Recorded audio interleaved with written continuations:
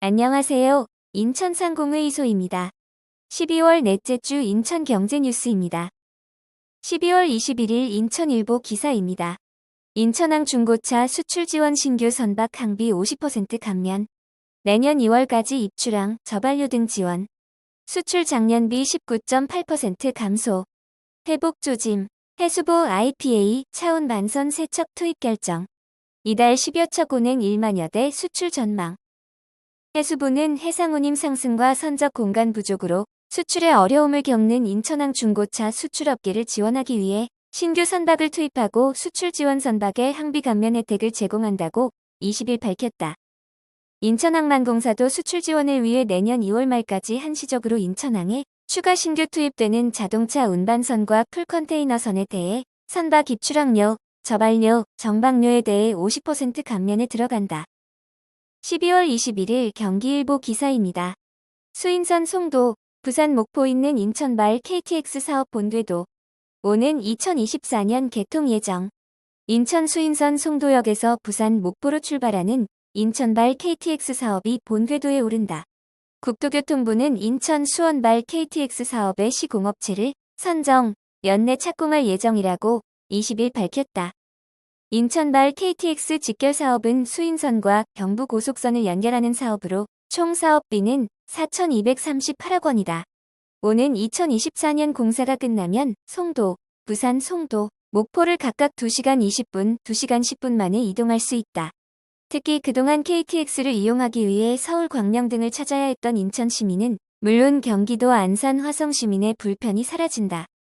12월 21일 기후일보 기사입니다. 인천 지역 반도체, 의약품, 화장품류 수출 효자 노릇 톡톡. 한국무역협회 인천본부, 지난달 반도체 수출 73.1% 상승 밝혀. 의약품류는 1.3% 증가하며 반등 성공, 화장품류는 34.5% 증가. 11월 인천 최대 수출 품목인 반도체를 비롯한 의약품류 및 화장품류 수출이 증가했다.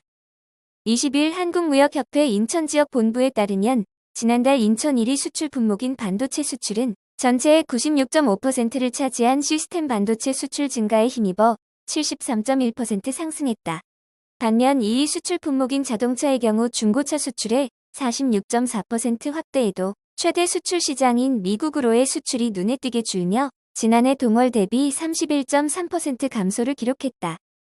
12월 23일 경인일보 기사입니다. 코로나 이후 산업용지 공급 정책 필요, 인천상해 189곳 조사. 현재 또는 향후 부족 61.3% 응답. 비싼 분양가 부담 확장 계획 주춤. 선호지역 남동구, 연수구, 서구 순. 인천 기업 상당수가 산업용지 부족 및 비싼 분양가, 임대료, 코로나19 사태에 따른 경영난 등으로 공장 확장 계획을 세우지 못하고 있는 것으로 나타났다. 기업들의 제조 혁신 또는 업종 전환을 위해선 산업용지 공급 등의 정책이 필요하다는 지적이다. 인천상공회의소가 지난달 26일부터 이달 4일까지 인천 기업 189개사를 대상으로 조사한 결과 61.3%가 현재 산업용지가 부족하며 향후 부족할 것으로 우려된다고 했다. 또 응답기업의 48.6%는 산업용지로의 확장 계획이 없거나 현 위치에서 공장 확장을 고려하고 있다고 했다. 산업용지 공급이 충분하지 않은 데다 비싼 분양가, 임대료를 부담하기 어렵다 보니 기업들이 공장 확장 계획 수립에 어려움을 겪고 있는 것이다. 12월 23일 인천일보 기사입니다. 제3연륙교 14년 만에 첫 삽, 2025년 개통. 인천시, 정세균 총리, 주민대표와 착공식. 총 길이 4.67km 왕복 6차로, 전망대 등 설치. 정 총리 공항경제권 활성화, 기대 인천국제공항이 있는 영종도와 육지를 연결하는 세 번째 교량인 제3연륙교 사업이 22일 착공됐다. 2006년 영종 청라 국제도시 조성원가에 건설비가 반영된 지 14년 만이다. 오는 2025년 제3연륙교가 완공되면 경제자유구역 정주 여건이 개선되고 인천공항 정시성 확보에도 도움이 될 전망이다. 인천시는 이날 서구 청라동 종전부에서 제3연륙교 건설공사 착공식을 개최했다고 밝혔다.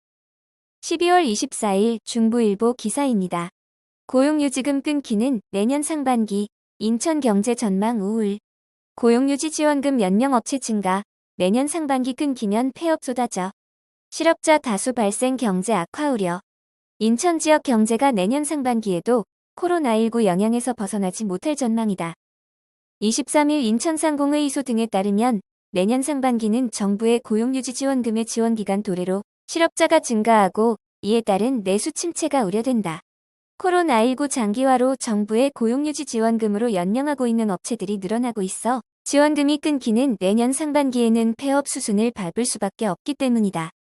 인천의 고용유지 지원금을 받고 있는 인원은 1분기 12,030명에서 2분기 29,839명, 3분기 38,127명으로 꾸준히 늘며 코로나19 타격을 여실히 보여준다.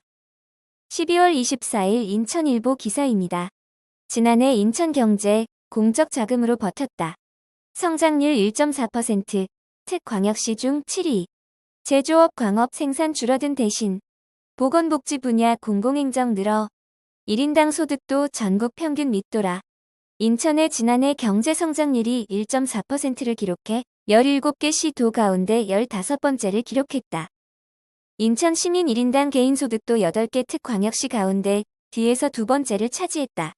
23일 통계청이 발표한 2019년 지역소득 자료에 따르면 지난해 인천에서 생산된 상품, 서비스의 가치를 평가한 GRDP 수치는 90조 원으로 전년보다 1.4% 성장한 것으로 나타났다. 이는 전국 17개 시도 가운데 뒤에서 세 번째 성장률이다.